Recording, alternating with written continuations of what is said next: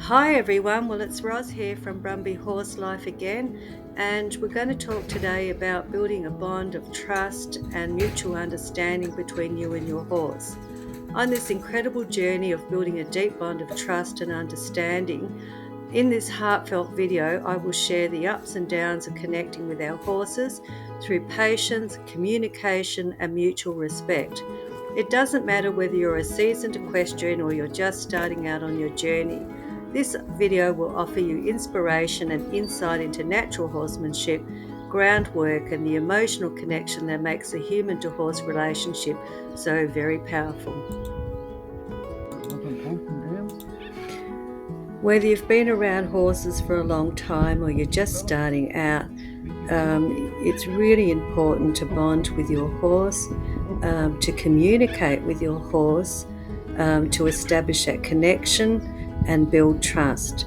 Having an emotional bond with your horse will make a huge difference to your safety, to your relationship with your horse, and to your overall enjoyment and the horse's enjoyment. So if you notice, Billy is very tolerant with Kel.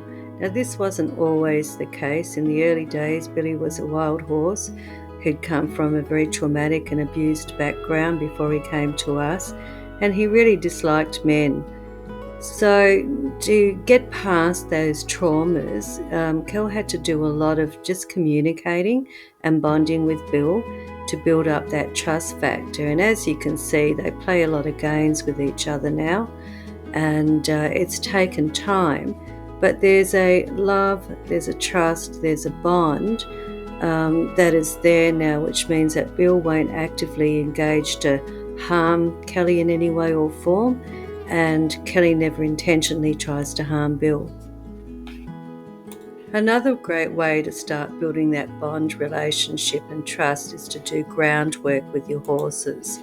So teaching basic cues like stop, back up, yielding the hindquarters, just general basic commands, using your groundwork to show leadership without any force. I often do, as you'll see in this quick skits of the videos that I put up. I do a lot of my work off lead. I simply ask.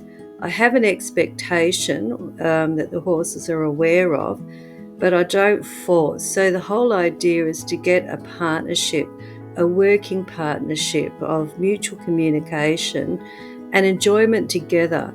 I keep the sessions short, frequent, and as pressure-free as possible. So mutual respect with our horses is a really big deal. You know, there are different schools of thoughts, but from where I come from, the best sort of relationship that I can have with my horses is based on mutual respect. That is, respecting each other's boundaries, understanding what yes and no means, and somewhere finding the balance in between, because we all have days where we might initially say yes or no to each other and then decide yes, we can actually do it. So it's establishing boundaries, working out what's in between those boundaries, but every part of the relationship has to be based on trust and understanding horse to human communication and human to horse communication.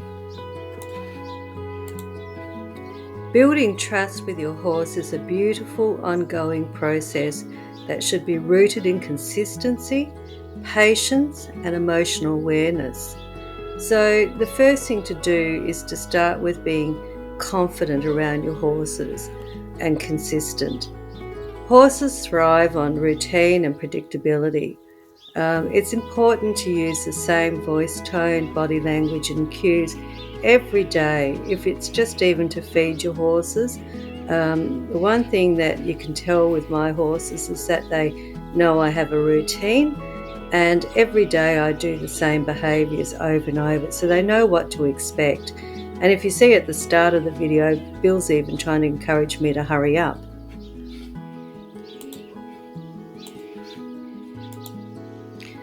When you're doing groundwork with your horse, watch for signs of stress or fear, pinned ears, wide eyes, raised head and tight lips. And also look for signs of relaxation like licking and chewing, sighing, lowered head and soft eyes. Trust is a two-way street. You have to listen to your horse as well as expect your horse to listen to you. So why does consistency matter? Well, inconsistent behavior with your horses can make your horses feel uncertain and anxious, and that's the last thing you want when you're dealing with your horses on a daily basis. And one of the dangers also is that quite often people have other things going on in their mind when they're doing general routine work around the horses, and they're not paying attention to the horses' body language. They may correct behavior that is not necessary to correct, making the horse uptight just because they're not paying attention. So you really need to reinforce the same voice tone, the same body language, and the same cues on a daily basis in a calm and collected manner. That way your horse knows what to expect from you and they start to build a trust relationship, particularly when you've just started with a new horse. Respect your horse's boundary and space. Don't rush physical contact. Let your horse come to you. Allow your horse to have choices whenever possible. So by sitting on the drum there after the training session had finished, I allowed Bill to initiate that contact with me. He had no fear of being punished. He enjoyed the training session. When he'd had enough, we stopped. Trust isn't forced, it's invited. And remember, reward every try, no matter how small it is. Acknowledge the effort, and with a release of pressure, a kind word or a scratch, I give Bill a lot of praise. I don't berate him if he's being naughty or what I regard as naughty. I always reinforce the positive with Bill with either treats or praise, and at the right moment. So I don't do it 5 minutes later. I do it right on the spot, so he understands immediately what it is that I'm trying to teach him. Your horse learns when he trusts you or she trusts you, and that good things happen.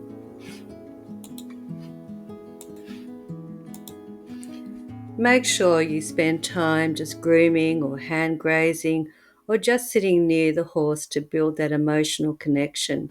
Try some liberty sessions or just doing nothing together. Spend time in the pasture or the arena. I do that every day with my horses.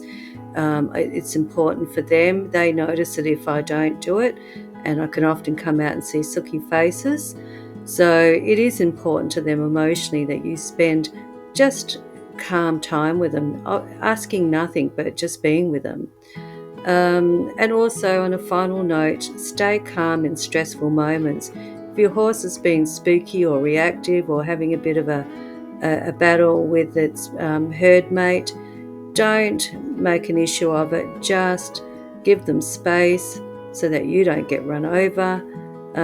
Be confident, be calm, be grounded, and let your horses know that they are safe in your presence and that they can rely on you. Well, I hope you've enjoyed this video, so please like and hit the subscribe button and stay tuned for more videos. Thanks everyone.